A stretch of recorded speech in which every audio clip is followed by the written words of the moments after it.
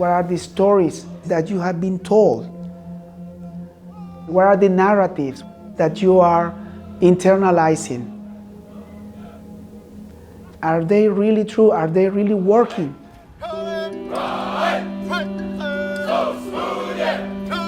There is a romantic proposal from patriarchy and how we could be people of value, of worth in society. For men, there is a narrative about sacrifice, taking the role of the defender, of the warrior, of your community, of your country. Men are craving to prove others and to prove themselves that they are true men. And the military action gives you that opportunity.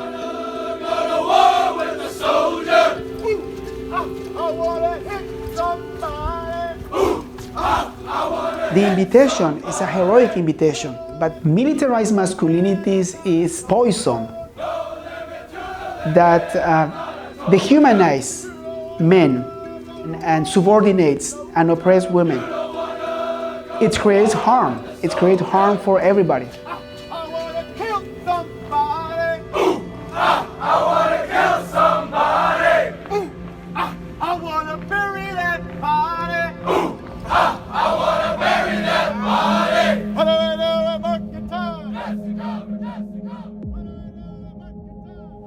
Militarized masculinity, I want to refer to it as the violent power of men. You have power. How do you use your power? C'est une masculinité où tout est contrôlé. Et quand on utilise l'arme, vous ajoutez à cette masculinité. Societies have just excused militarized masculinity as being part of the society. It's ingrained in society and they've believed that it's something that we cannot get rid of. El ejercicio del poder a través de las armas, el ejercicio de poder a través de lo simbólico que tiene lo militar. Detrás de esos héroes de la patria hay una historia de violencia contra las mujeres. Militarized masculinity, it's all over. It's something we have to deal with globally, but I think that the starting point is essential, that it is the conflict societies, because it is mostly deeply stemmed there.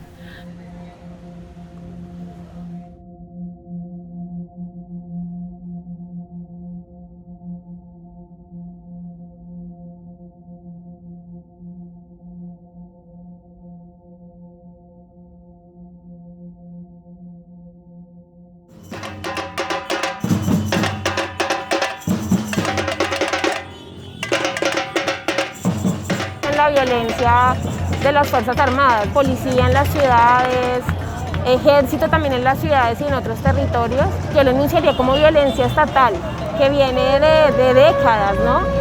Pero es una violencia que viene histórica. Aquí en Colombia llevamos más de 8 días manifestándonos y en estos 8 días por lo menos ha habido 40 muertos que han sido asesinados directamente por la policía.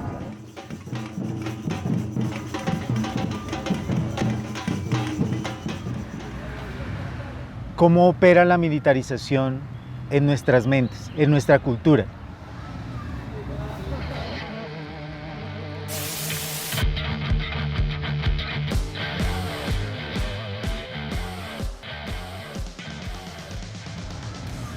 En Colombia, institucionalmente, a los hombres se les militariza desde muy temprana edad. Toda la propaganda bélica que vemos en televisión, en horario prime time, con estas propagandas en alta definición, con un ejército que invierte miles de millones de pesos al año para que el niño se hace hombre en el ejército. No están viendo hombres cuidadores que están ayudando a víctimas del conflicto, no están viendo hombres docentes, no están viendo hombres enfermeros, lo que están viendo son soldados, desde pequeños.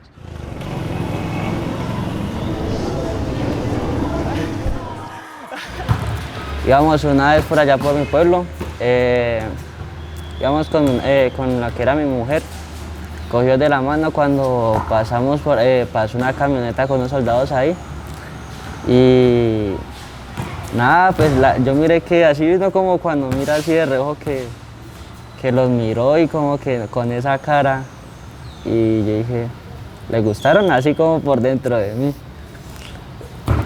Y nada, le dije que yo me iba a ir a prestar servicio, que todo eso, que le iba a cumplir la fantasía. Pero sí tenía su cierto atractivo masculino, dijo.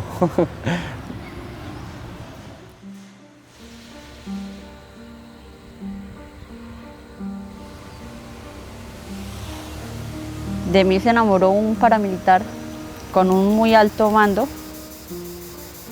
y me obligó a estar en los grupos paramilitares. En estos grupos armados viví y vi cómo otras mujeres también pasaban por cosas similares. Uno conoce ahí el valor de las mujeres, donde las mujeres son un objeto más, un premio más, un incentivo para la guerra, para matar. Que los grupos sean legales o ilegales, están creados para pelear guerras, para pelear por territorios, para pelear por tierras, para pelear por narcotráfico, para defender a unas clases que quieren poder, que quieren riqueza.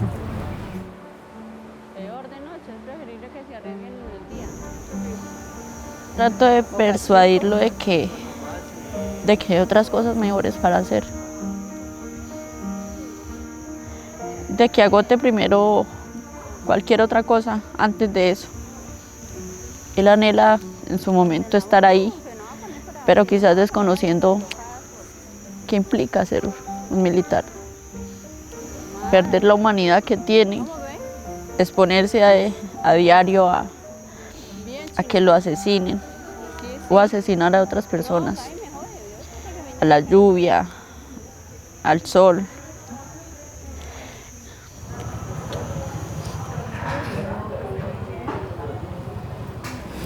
Ya sabe por qué lo hago también. Es como es algo que me nace y...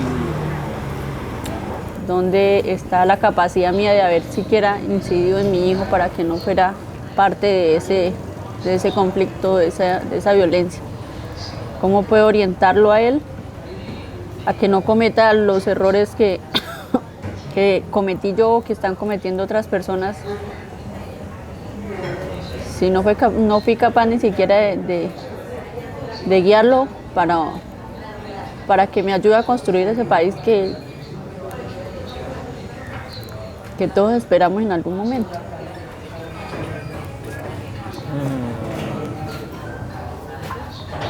De pronto, por ratos, como persona y como hombre, cometo mis errores, pero sin embargo todavía sigo teniendo lo que me enseñaron en casa, mis valores, mi ética. Pero estando ahí uno no tiene ni voz ni mando. Usted puede decir, no voy a hacer eso. Y si lo van a golpear o algo así, puede uno ir a quejarse con un superior más que uno. Él va a tomar cartas, para eso hay abogados también. Ahorita ya han sido puestas muchas leyes de defensa ante soldados como tal. Pero esa propia defensa nunca va a ir por encima de un poder militar, y eso es una verdad.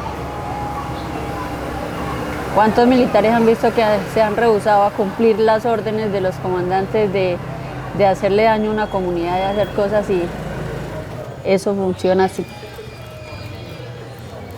¿Y es la vida suya o es la cara de un régimen que cumple órdenes de un gobierno? Así de sencillo.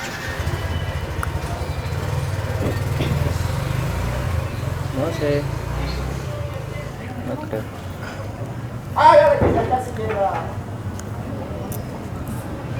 Definitivamente los dispositivos que usa el Estado colombiano, tanto culturales como institucionales, para militarizar las masculinidades de los jóvenes, funcionan, tienen ese efecto en los jóvenes. Por eso decimos, ahí está presente la militarización institucional de las masculinidades. La Fundación de Objetores de Conciencia confirmó que el fenómeno de reclutamiento forzado por parte del ejército se está dando en varios lugares de Bogotá y posiblemente del país.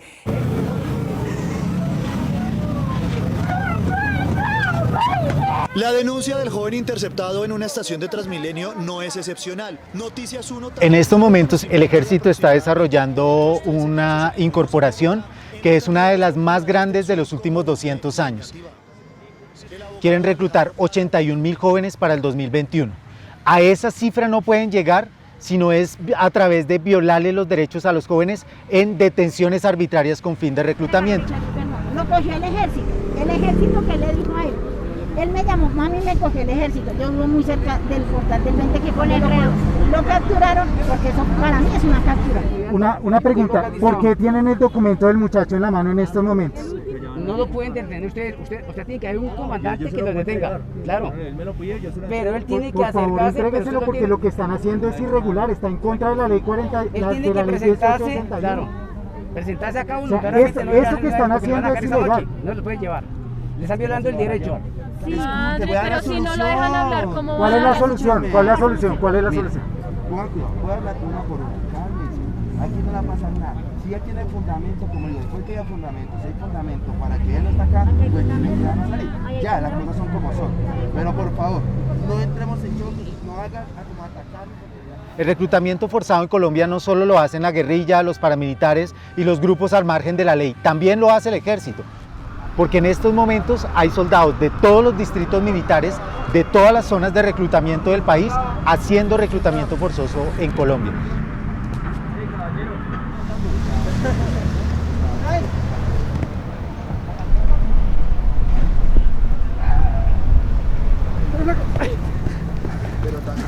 Hay una perspectiva muy conformista de la masculinidad, en la que nos dicen como, tienes que conformarte con lo que la vida te da.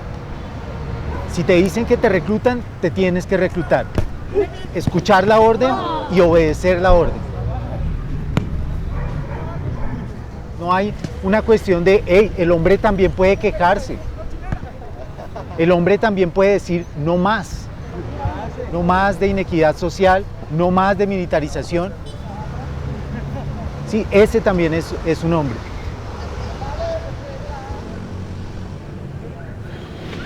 ¿Cuál es el tipo de hombre que sientes que promueve el ejército? Siento que es un hombre que, como tienen los logos de ellos, patria antes que vida, y lo que yo les dije en la reunión de conciencia, no puedo aceptar una patria en la cual violan muchos derechos, en la cual uno no ve un hijo de un rico en el batallón diciendo no, me atraparon. Entonces yo no puedo creer que digan patria antes que vida, sabiendo que la vida de uno vale más en una patria que no nos dan los derechos. Usted entra de profesional y usted empieza a... Aquí estuvimos escuchando jóvenes que prestaron el servicio militar, jóvenes objetores de conciencia y jóvenes que hacen parte de procesos sociales que proponen alternativas al militarismo. Más nuevo, entonces no, que ellos lo hagan. Entonces como en todo no falta que se le enamora a usted y lo quiera hacer. ¿Por año? Son más los que se suicidan que los que pierden la vida en combate. ¿Por qué creen que eso pasa? Digamos que yo creo que pues el ejército son como muy conservadores en ciertas dinámicas y creo que es porque se dieron cuenta que es como una receta que les ha funcionado para que le sigan, para que logren adoctrinar más gente. ¿Sí? Digamos, no van a cambiar una fórmula que les ha funcionado a ellos, pero ahora esa fórmula como es contraproducente pues para nosotros los pelados que se nos obliga pues a cumplir como ese deber con la nación. Se le están metiendo a la mente de una forma violenta, diría yo, oscureciendo su personalidad, su ser y volviéndolo pues un ser de sangre, una piscina de sangre guerrillera. Están creando es una máquina para matar y bueno, y que sale después de que sale del entorno de la guerra. Sí, va a seguir pensando en guerra, va a seguir pensando en pelea, va a seguir pensando en sangre. Y si se le está metiendo también esas ideas de violar o algo así a una mujer, pues va a tener cierto esquema ahí metido. No digo que sea el caso de ustedes ni mucho menos, pero puede ser así. Crean una figura de masculinidad dentro de nosotros, bueno, que replican dentro de la sociedad apenas salen de ahí y de alguna manera se convierten en personas de resolución de conflictos a través de la violencia y que la violencia termina siendo uno de los pilares fundamentales para eso, ¿no? Una de las cosas que busca todo proceso de instrucción militar es suprimir las emociones y la capacidad de sentir empatía por las emociones de otras personas. Esa dificultad para poder negociar con el que piensa distinto, con el que siente distinto. Es la masculinidad hegemónica operando en todo su esplendor. Y esa incapacidad para sentir empatía es lo que nos lleva, o lo que nos ha llevado en Colombia, a tener uno de los conflictos armados más largos del mundo.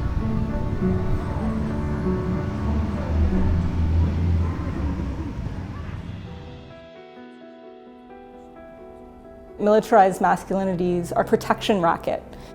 You're establishing this idea that in order to be strong, you need to possess weapons, you need to be willing to use force and violence, you need to have the capacity to dominate and oppress others, and that's where strength comes from. At a personal level, that's what being a real man is, for example, and at the governmental level, that's what it means to be a strong country that is taken seriously in the world. Deconstructions of masculinity in patriarchal societies are really needed for the maintenance of militarism and of war. Wars and the military systems depends in part on men adopting this notion of masculinity to function, to perpetuate.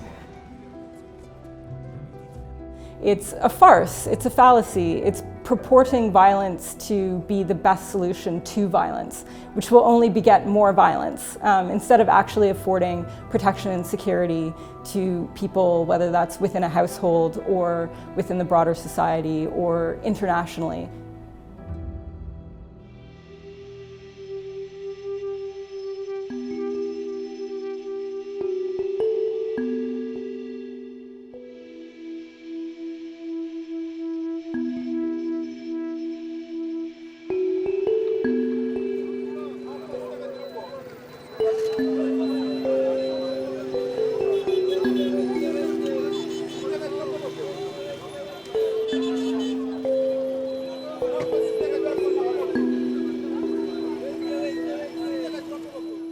La militarisation, c'est ce que nous voyons presque tous les jours.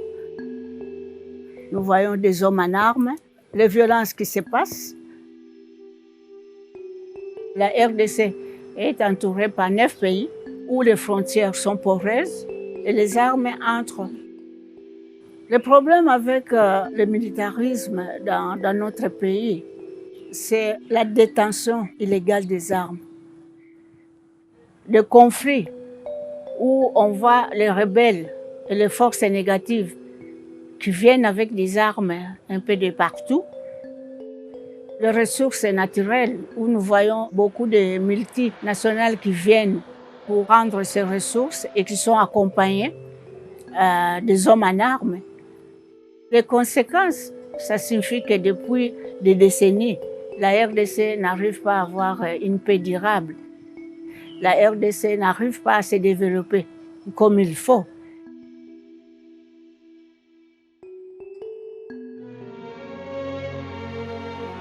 Nous avons connu une dictature de 32 ans de Mobutu en RDC et cette dictature a été renversée par les armes avec l'arrivée de Kabila le père. C'était une rébellion assez atypique parce que c'était des enfants qu'on avait donné des armes. C'est une génération qui a été armée. Donc, l'utilisation des enfants, c'est vraiment le premier élément de pouvoir banaliser l'arme.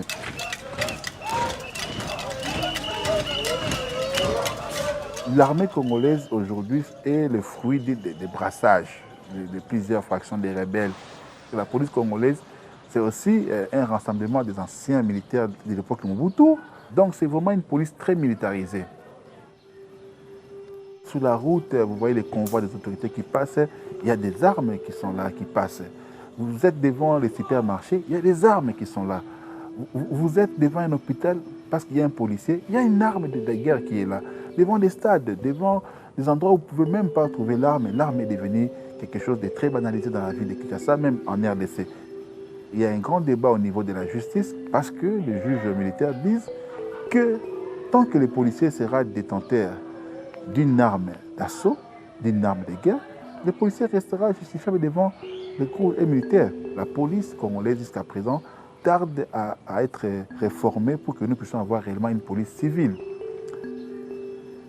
On a la difficulté d'aller voir quels sont les meilleurs renseignements qu'on donne dans les hommes en armes, les budgets qui sont affectés pour les achats d'armes, la détention d'armes. Mais qu'est-ce qu'on fait? C'est important de faire des alliances. Cette approche qui voudrait que les hommes et les garçons puissent faire la promotion des droits spécifiques des femmes, parce que ça nous donne une différence. Mon engagement vient de par une réflexion personnelle que je menais. Nous avons à peu près 52% de la population qui sont féminines. Alors, de par ma réflexion, je vois des individus comme étant des talents. Comment nous pouvons mettre en place un système qui essaie de mettre à l'écart 52% des talents de la population et 48% sont obligés de pouvoir répondre aux différents défis auxquels le pays est confronté. Il y a besoin de l'apport de tout le monde. Vous comprenez, à l'époque, ce sont ces hommes qu'on considérait comme nos bourreaux. Mais quand vous voyez vos bourreaux qui commencent à venir plaider pour vos droits spécifiques, vous dites peut-être que l'approche sera bonne. C'est là où nous essayons de contrer tout ce qui est masculinité militarisée, de pouvoir aider les femmes pour faire avancer leurs droits.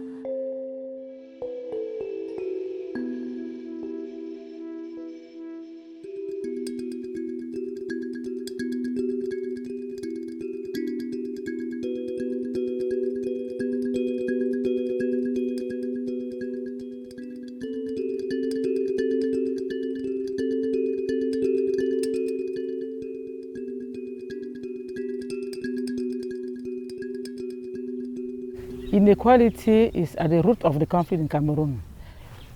People feel excluded, they feel discriminated, and all those frustrations over the years have piled up.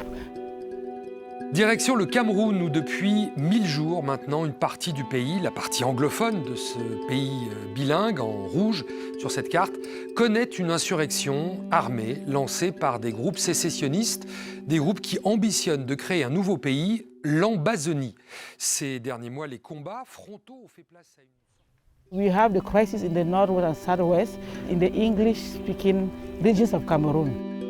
Far north of the country, we have the Boko Haram insurgency, we have the post-electoral crisis, and then we have the refugee crisis in Cameroon. The crises have now become an open conflict, violent conflict. The militarized masculinities have a negative impact on the community and also on the work for feminist peace. Plus tard, nous voici dans l'autre province anglophone, celle du Nord-Ouest, dernier grand fief de groupes armés séparatistes. We have all of them. Yes, we have some of the news about the situation on the conflict. Why is government avoiding open dialogue with real actors? And the chief may be one of those actors to be included in a dialogue if you want to look for solutions for the crisis. He has witnessed some of these atrocities of this. I think he has to be one of those actors. If we have a traditional leader like the chief who understands the work of feminist peace, I think it's a very good ally that we can build on. We have tried in other communities to reach out to the chief. No, it's not possible because of the tradition. But he is open to welcome anyone to make change happen. Afternoon. You're all welcome to the palace. Thank you. We've been hearing your job, the work you are doing, the preaching for the peace, so we are very happy. My late father was a chief.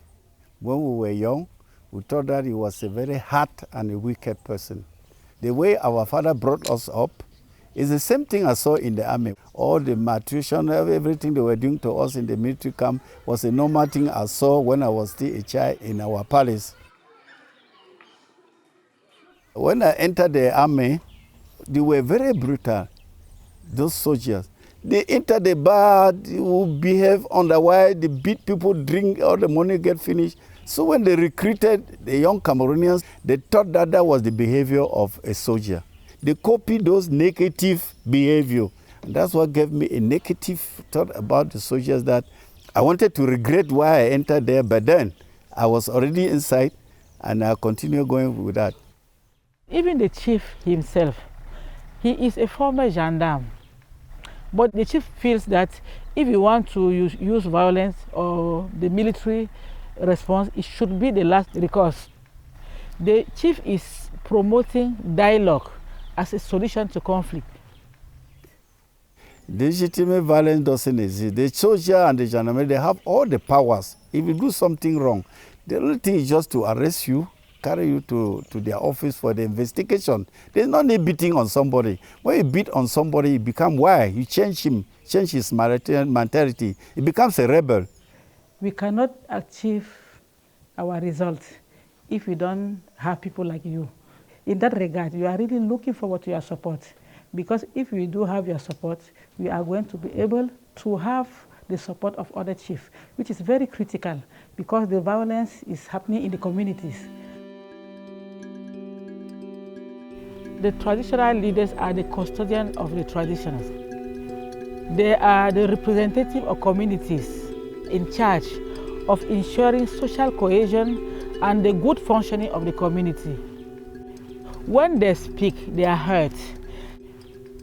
Once you are a chief, everybody look at you to show the example to his community. What I do is trying to see if there are possibilities to empower everybody, whether you are a girl or a boy. I always think of them, and I want them to succeed in their life.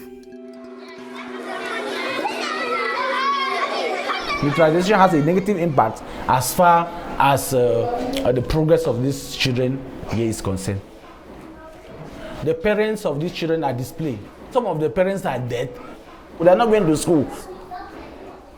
Some of them have joined the separatists in the bush. I have noticed psychological impact on my pupils. Those who have left the war zone to Melon, they don't really feel at ease. It affects the learning.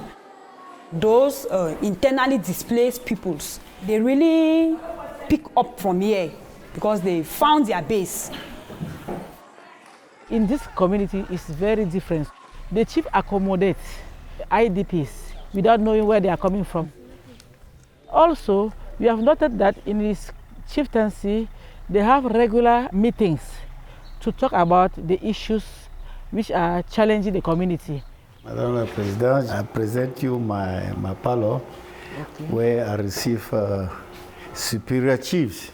So you said this is your place and that's for other chiefs. Okay. All the chairs in this house are thrown. Okay. They're for other chiefs.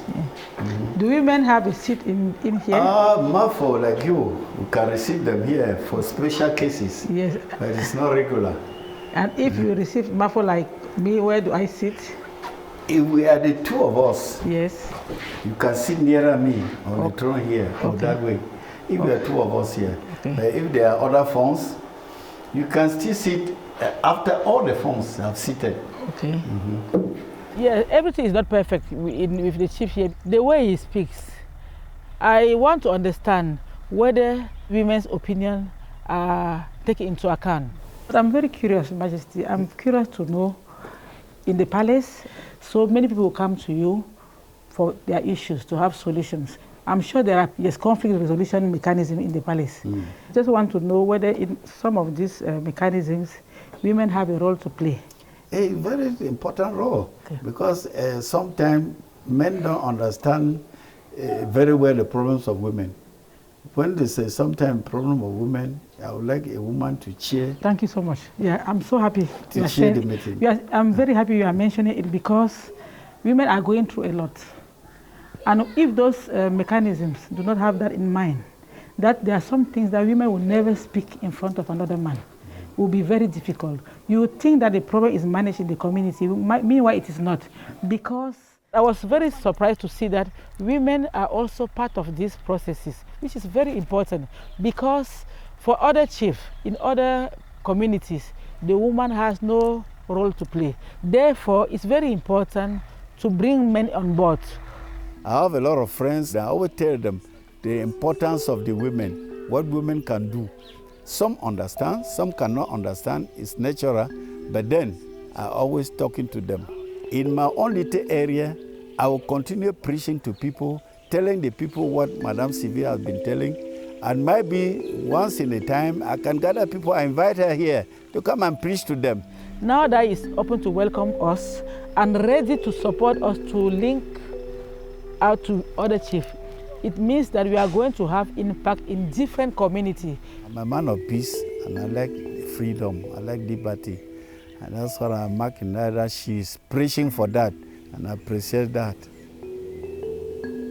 Men in position of power have an opportunity to make a difference in how we continue organizing our societies. They are gatekeepers. And I'm not sure if men in position of power have to be only persuaded. It's almost like asking for permission. We have to keep strengthening our movements, our social movements for change. By doing so, they will pay a higher price in defending the status quo.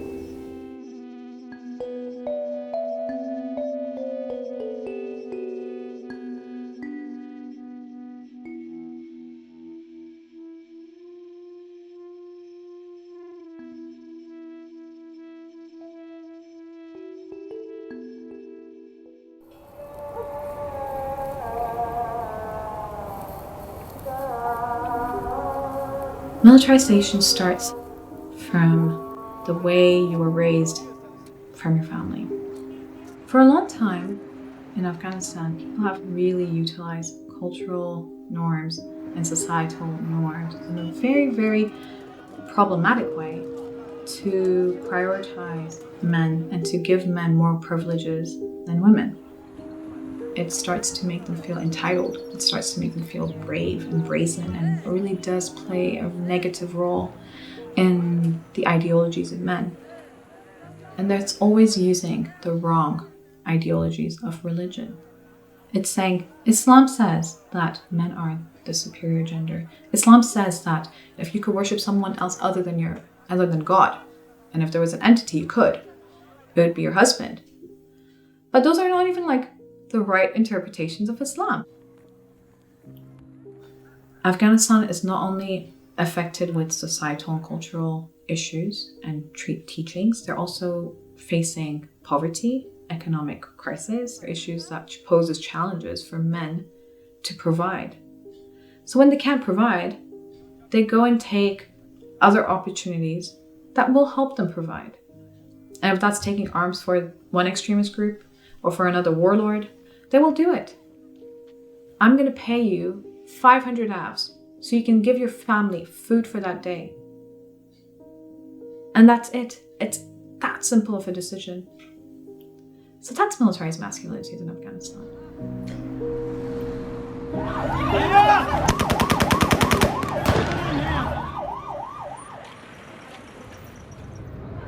This is the quietest Kabul has ever been at this time of the night.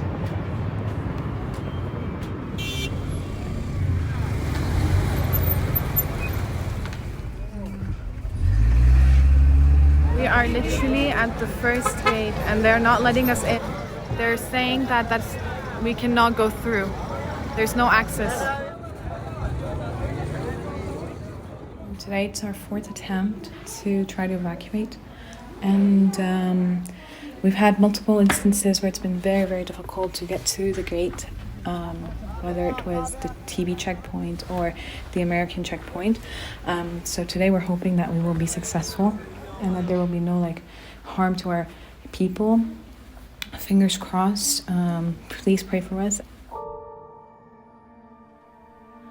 Afghan people were frustrated with how they were being exploited. So we were dealing with a very smart but corrupt government institution. They had a lot of access to militarization and weapons. We were not only dealing with that, we were dealing with warlords, and civilians were victims of these kind of like militarization. And I think that's what broke the backbone of Afghanistan. That's what created a vacuum where a militarized regime could come and hijack Afghanistan and take over. And now, the new regime we're dealing with, I think we all know exactly how militarized they are.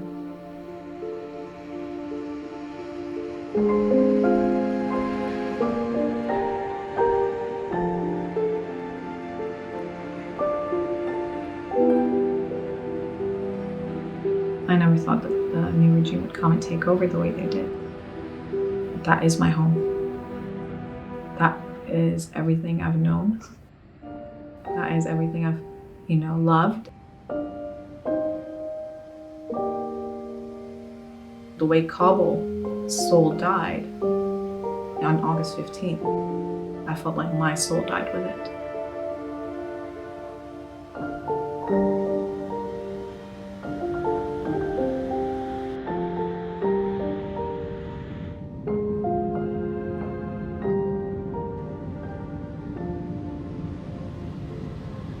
Currently, I have evacuated to Norway. It was a very necessary decision to make.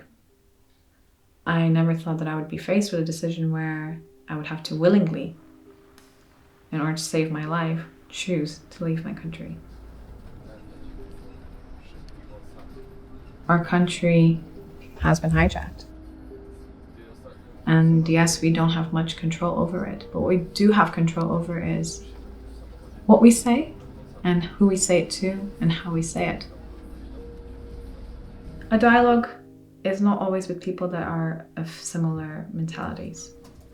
I think it is really crucial that you work alongside men that have very different visions than the stereotype that we, see in Afghanistan. Not all men fit the bill of being violent, abusive, and going for militarization. It was totally their freedom, to all my child.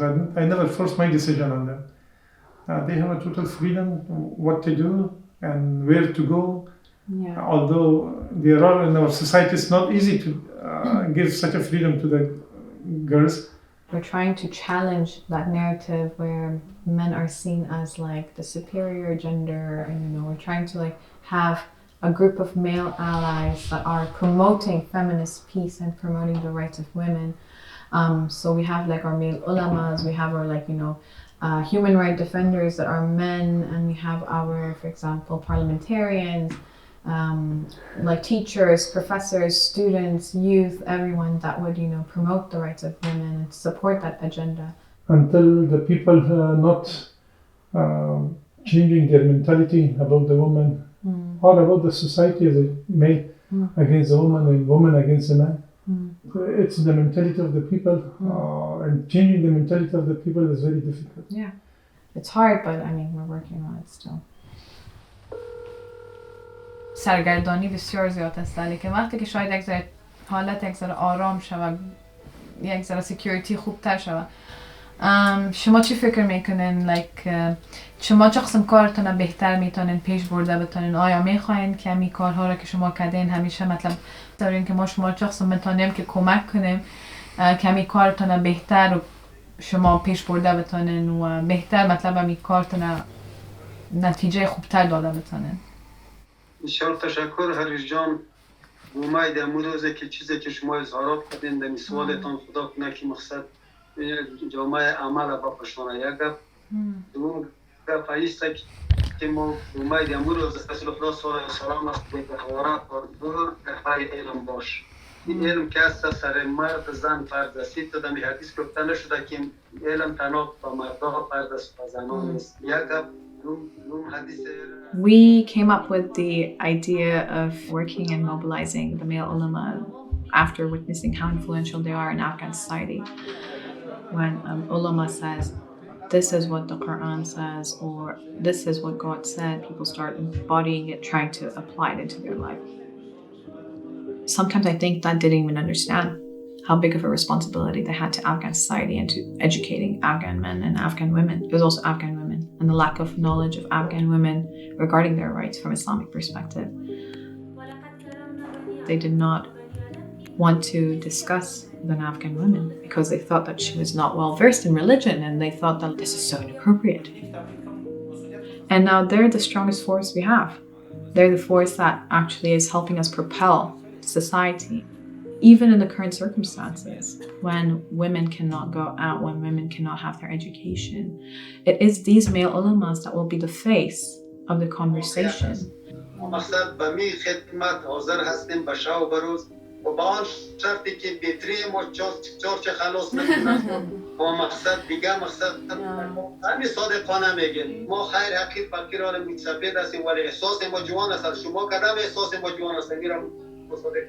من میگم براتون ما می بچه‌ها خودم میگم فامیل تو که لا پشوب نستانین هرچند که ما مسبب است سر مسبب است برای احساس مسبب از قلب جوان هستن کاکا. These men are showing their solidarity and their support by being the face of our wants, our demands. We have to be a bit more careful. We have to be a bit more cautious of how we approach things, how we do things. And I think that even with all those difficulties and challenges, we still have their support. Afghanistan's had multiple attempts of invasions, and each one has been in a militarized manner, which has played a very direct role in how the country functions today. The people feel that militarization is a very normal concept. We've seen it for so long, we've known it for so long, and we've been witnessing it for so long that a lot of people think that this is the normal. It's not. This is not normal that, you know, different countries come to your nation and they take over by dropping drones or by helping extremists or neighboring countries or giving them the right funding for ammunitions to be sent and given open access to terrorists. That's what has happened. Afghanistan has been a prey and a victim of this kind of game. Militarized masculinity is structural. It's not just structural in the sense of the one nation we're dealing with. It can be global structures that are highly militarized and passed down to these different countries.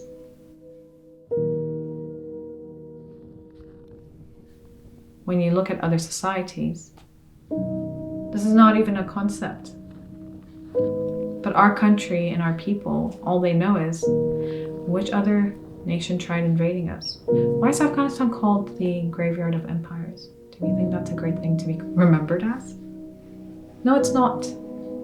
But we were forced to be graveyard of empires. We didn't choose to be. We were forced.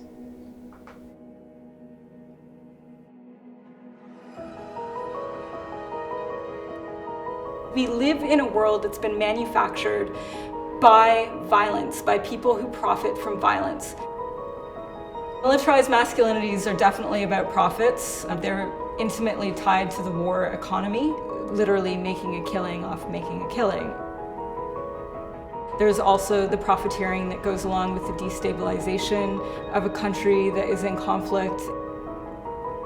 There are people benefiting from this, but the majority of the people are not benefiting. It seems very convincing, I have to admit, the idea that through the display of military power, you can protect your people and you can prevent enemies to attack you. But actually this doesn't work. In the short term, yes, sure. You might achieve your short-term goals in terms of stopping forces and tackling on crime and on terrorists. But in the long term, you are not really addressing the root causes of conflict, of violence. We're taught that this is the way the world is. This is sort of the dominant narrative, but it's not actually in reality the dominant scene. So what we need to do is dig in, find the examples of countries, of societies, communities, households that live differently, and build those up as the norm. What is it that we could actually create instead of the system that we have today?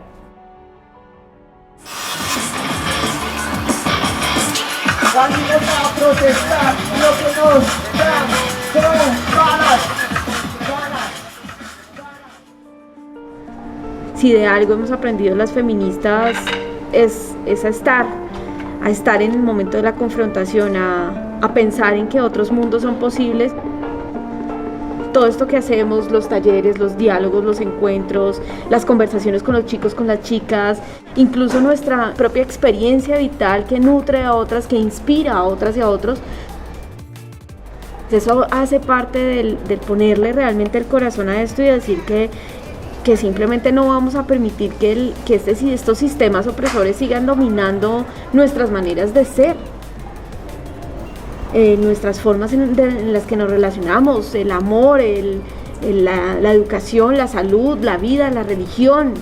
Creo que es un basta a todas esas otras formas de opresión y pues para eso hacemos lo que hacemos. Hay que seguir actuando, hay que salir a las calles, hay que ocupar los espacios, hay que hacer juntanzas de quienes estamos en oposición a estos sistemas de guerra.